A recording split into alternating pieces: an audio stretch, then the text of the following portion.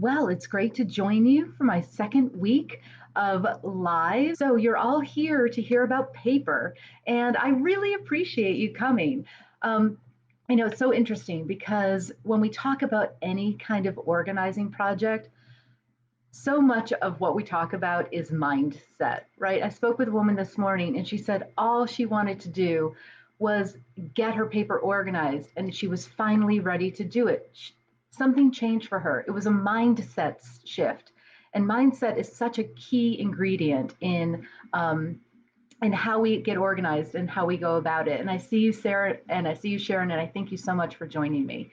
So I want to talk about a little bit about habits. And I know you all want to know my dollar store solution for organizing. I promise you we will get to that before we finish here. But I want to talk to you a little bit about setting up habits and systems, right? Because remember, they said we were going to be a paper free society. Well, we all know that didn't happen.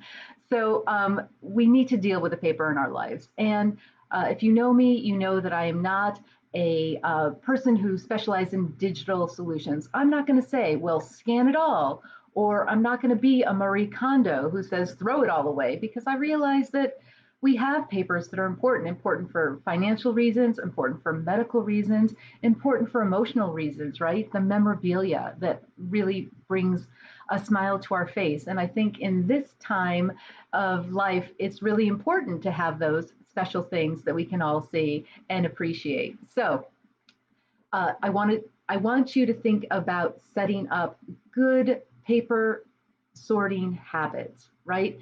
And in any situation where we're doing habits, we want to do routine and reward, right? For everything that we do, we want to reward ourselves. So I don't know about you, but I like to reward myself at the end of the day with a glass of wine, but only before I've gotten through all of my emails. Um, Sometimes I reward myself with social media. So I want you to set up small rewards that can really help you as you're working through paper processing, whether it's just setting a timer for 15 minutes and sorting through as much of your paper that you can, or giving yourself a goal that you'll work on your paper for 15 minutes and then go for a nice walk on a beautiful autumnal day. So think about setting up systems for rewards and routines. Okay, so if you have any specific questions in the comments, don't hesitate to pop them in. I'd be delighted to answer them. And I know that I've had a few questions. My old college roommate, Janice, if you're watching, thanks so much, asked me about photographs. And I have to tell you that photographs are kind of the one thing that I don't organize for other people. And the reason why is because I can't do it myself. If I have boxes, not boxes, I have a few boxes of photographs that I need to sort, and mostly because I've inherited them from people who have passed away, but I do want to integrate them into my photographs. And in fact, these photographs are perhaps even more valuable because they have my handwriting on the back explaining them. They're photographs that I sent to my elder sister or my mother. So they actually have a real notation, whereas my personal photographs don't. So I'll probably end up saving those photographs and pitching my own prints. So if you have any questions, don't hesitate to ask. But no, I don't have fantastic advice on photo organizing, but I certainly can help you in the future. Hi, Lola. Thanks so much for joining us. So it's about 3:05. I don't want to take up too much of your time because I know what you're here for. You are here to hear my dollar store solution for paper processing. Are we ready? And it is here we go, put it this way. It is an envelope opener, okay? These are two for $1.99 at Staples. And I can't tell you how important they are for processing paper. Half the reason why people don't open their mail is because it's so fiddly, right? But if you can actually just take this and do that, it's as simple as possible. Now, don't be one of my clients who takes this information and shoves it right back into the envelope. No, once we have separated the two, they're done, okay? So I want you to take your paper processing And simply 1, 2, 3. It is the easiest thing. It's something you could ask your kids to do. Whoops, that one got caught. But it really does make a huge difference for processing paper, right? And people ask me, well, what if it has one of these envelopes, these little plastic envelopes? You can recycle those. Those can go straight into your recycling bin. It's not a problem. I don't know anywhere in the US that doesn't recycle envelopes with the glassine paper. So don't hesitate, but get your 99-cent envelope opener and just open those envelopes. Take the envelopes and separate them out. I never want to see them again. Never put your mail back into an envelope to store. Okay? So that is my tip for a night. Now you say, well, we've got all this mail open. Now what do we do with it? Okay? And I know that you're asking me, see how you can do this and focus on television. And then what I normally do is I don't even open the junk mail, right? If it's junk mail, we don't even open it. But if it's a bill that I'm not paying online, then, and which I try to do, then I want to make sure that I put it someplace safe. And that would be in my bills to pay folder. Okay. Now, what we really also need to talk about are the things that you can throw away right away. And I really want you to think about this. So a few of the things we've talked about, all of these envelopes can get recycled right away. Let's talk about receipts, shall we, ladies? And I think it's all ladies here, because really, you know that I'm focusing my organizing solution for busy women, just like you. So let's talk about receipts. If it's a consumable and you can't write that off or put that receipt in for a reimbursable for some type of charity or something, there is no reason why you need to save your giant receipts for your groceries. Unless you're going to cross-check them on your credit card bill. But quite honestly, how often have we had discrepancies in actual receipts on our credit card bills? Normally, if we have any problems on our credit card bills, it's because they've been compromised. And if you're like me, you had tickets to Paris on your credit card bill, which I obviously didn't have because I wasn't traveling during COVID. So any receipts for consumables, unless you can write them off and you need them for tax purposes, you should throw them away right away, or don't even take them from the grocery store. It's one less thing to touch. If there's a chance that it's a receipt that you might want and they give you an option to send it to an email, then right now I want you all to set up a specific shopping email. I have C.Lee shops at Gmail, and I tell you it's fabulous. So I can search it if I need to find that receipt from Macy's or CVS, but I don't have to take any physical receipts with me. So go ahead and set up a shopping email right away. And let's talk about some other things you can throw away right away. If you have stock certificates, you're probably getting voting things, prospectuses. Now, are you using them? Are you reading them? Are you actually going to vote?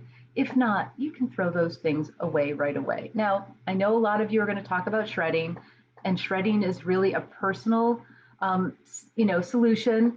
If you really feel strongly about shredding, I'm not going to discourage you. But I truly want you to think about, in 2020, is anyone going to be looking through your trash to find something? And if it was simply ripped in half, would they work to try to find one half and the other? And then what could they really find? Your Verizon account bill? So think about, it seems to me that in modern day society, the way people are having their identities stolen are really through compromising credit cards or online. So make sure your passwords are secure, but don't worry too much about your trash. Other things we can throw away that aren't necessarily daily items like receipts or mail, junk mail, things of that nature, is I really want you to think about, if you've been out of college for more than 10 years, and I think everyone on this call has been, do you really need your notebooks from college, the papers you wrote? Unless you think you might be going back into some field, I'm going to strongly encourage you to get rid of those notes from college, those papers that you wrote, the textbooks that came with them. It's probably time. Some other things that people hold on to. are the free greeting cards you get in the mail, or scratch pads, or even people hold on to these envelopes to write on the back of them.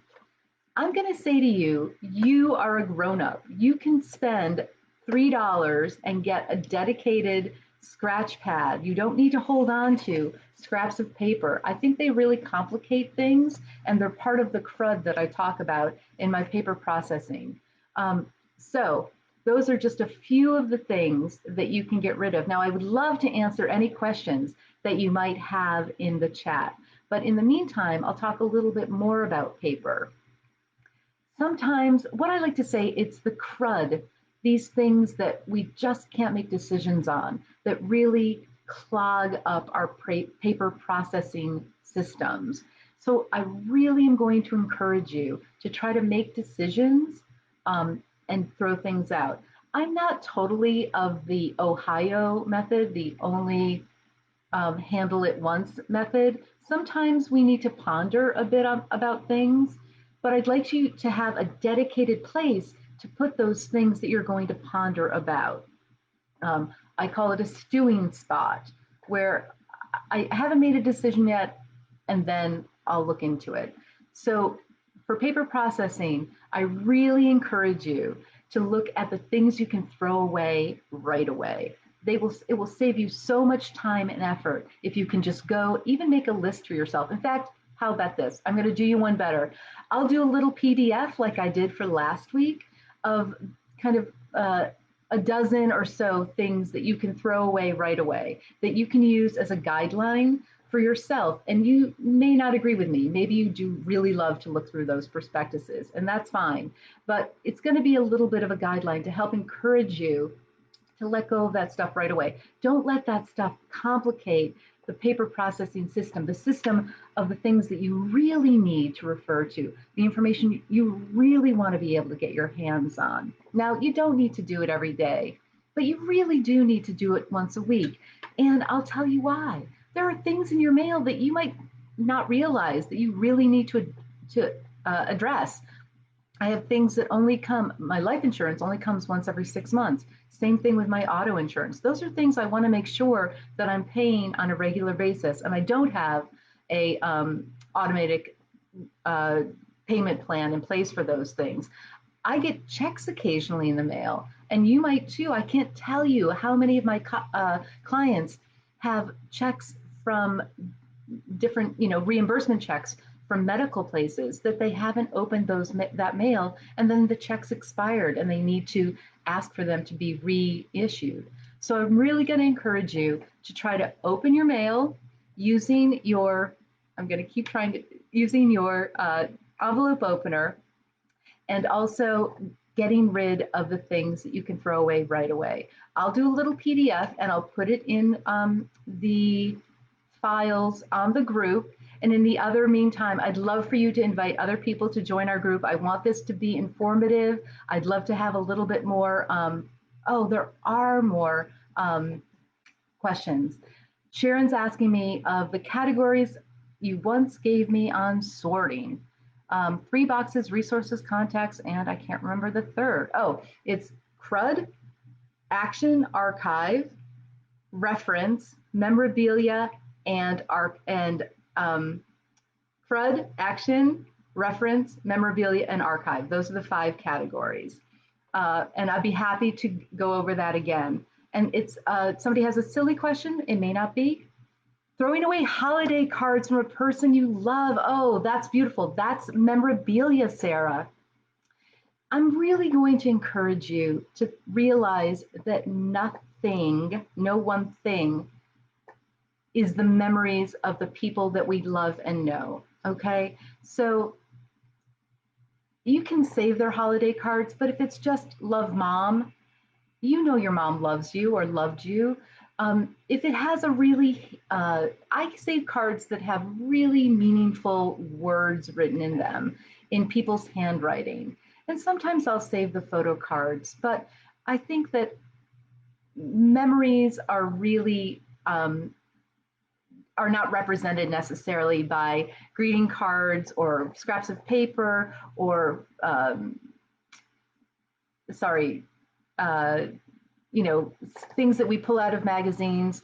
It's really represented by our memories. So I wouldn't feel an obligation. Or maybe, again, make a list and say, I'm always going to save greeting cards from these 20 people and only save those greeting cards. And again, only if it says, Dear Sarah, you're such a good friend and you mean the world to me and what you've done has made a difference. Love you always, C.Lee. Well, then that's got some meaning. But if it's just like a printed card, love C.Lee, I love you. So yeah, so that's my answer to that question. And I do want to be respectful of your time. And I thank you all for tuning in. I'll do that little PDF and I'll probably do a Tip Tuesday about that. But again, I encourage you to invite your friends and neighbors to join my Facebook group, to sign up for my Tip Tuesday so that you make sure that you get all of my tips right into your email box every Tuesday so you don't even have to look on Facebook or Instagram. And I thank you for your time this Sunday afternoon. And I hope that that those few tips have helped you process your paper. Until then, I'm C.Lee, and I'm hoping to simplify you. Take care. Thanks so much.